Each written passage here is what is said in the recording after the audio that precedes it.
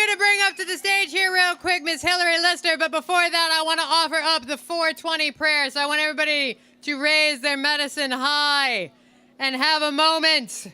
Here's the civil wars and revolutions, the righteous and the disillusioned, the Mainer boys in the fight, and the Mainer girls who roll all night. All right, ladies and gentlemen, Miss HIlaryLister here to talk about what it is you can do to make sure that we can spread this all across the land.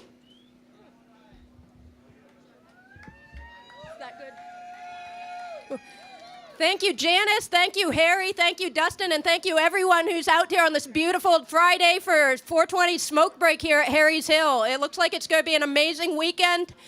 And what's making this possible to happen is the work of all sorts of people, not just the people you see on the stage, but behind the scenes here. There are people making sure that this festival can happen, and I don't think there's anything else like this going on in the country where people can come, have cannabis out in the open, smoke in the open, and not be checked in by cops, not be surveilled the whole time. Just be able to come out and also help local community, local farmers make a living. This is a big piece of the economy around here. This is how we're able to keep living around here. Farms are able to keep going around here. But the only way this can continue is if people support the work to keep the law improving and the way it's been going. Since 1999, Maine has had a medical marijuana law that's allowed anyone with a doctor's recommendation to grow their own plants and then to designate a caregiver to grow their plants. We've been able to improve that law significantly, and we've been able to make sure that when the legislators, when Governor Baldacci tried to take away from that, when they tried to make it illegal to grow outside in 2010 for 1 year, just less than a year, it was illegal to grow outside in Maine. They made it so anyone who had a doctor's recommendation had to register with the state. People from this hill right here changed the law to make sure there is no required registration. That is between you and your doctor. Yeah. Yes. We formed a group called the Affirmative Defense Action Committee to restore the affirmative defense, which allows you a defense in court. If you're caught with excess plants, you're growing your whole year's supply, you need more than you can get from 6 plants, you do have a defense in court. I don't recommend people push that, but it is a real strong thing that we have as a protection here in the state, that places that have made it legal, like Colorado and Washington, they don't have an affirmative defense. In Colorado, you can grow 6 plants, you grow 7 plants, you're facing a felony charge. That's the sort of stuff we need to keep an eye on, that as we continue to improve the law, as we get proposals for legalization, that we don't lose the gains that we have right now. We don't lose the privacy. We don't lose the ability to grow our own plants for ourselves.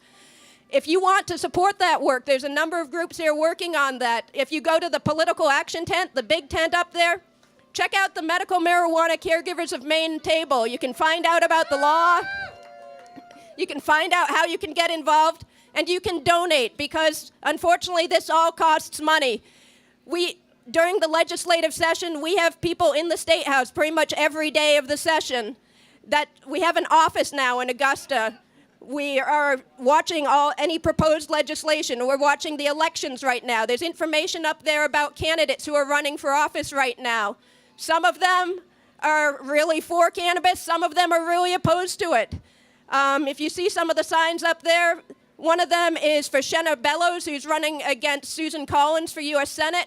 Shenna Bellows was a strong supporter of LD 1296, the bill that restored the right to grow outside and the affirmative defense and got rid of the required registration for patients. Representative Deb Sanderson is Chelsea. She's another one who's running, who's been a big supporter.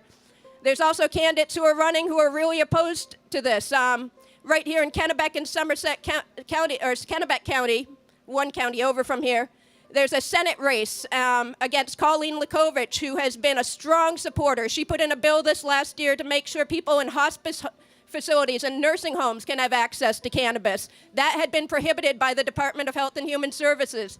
She took a stand for that. She's facing a tough race against the former director of the Maine State DARE program. So if you're in Waterville, Winslow, Clinton, Benton, Fairfield, get out and vote. Even if you don't want to vote for any of the other candidates, vote on these specific races, because it has a direct effect on what we're able to do and how we're able to keep doing this. And then the other thing is what Dustin brought up. please, if you have any excess cannabis, if you've made edibles, lollipops, anything you have that would be helpful, donations really are needed. There's more people growing than ever. There's more of it around than ever, but there's also people in need who don't have it. There's a lot of people who weren't able to make it here today because they're having to guard their crops. There's people who've had their crops stolen in the last week. There's people who've had their crops raided by law enforcement and taken by law enforcement in the past week. And in every case that this happens, these are people who don't have the resources to replace that medicine. They don't have the ability to replace the crop. They're people who are targeted because they don't have the money for lawyers. They don't have the money for a security system. So if anyone can help out with that, we're also taking donations for patients up at the Medical Marijuana Caregivers of Maine table. Whatever you can give, even a little amount, really does help, and people really appreciate it. Again, just want to thank you, everyone, for being here this weekend. Check out the tent, get more informed, talk to everyone around you, learn what's been going on, and stay in touch after the festival, because that's the only way we're going to keep improving what we have and free the weed, and have a great weekend. Thank you. Miss HIlaryLister, a woman who will go down in history as a radical and a revolutionary. Important shit here, folks. All right, it is my absolute pleasure to bring to the stage for your enjoyment a band who I am so excited from the bottom of my boobs. I'd say heart, but my boobs are bigger. The Brummy Brothers!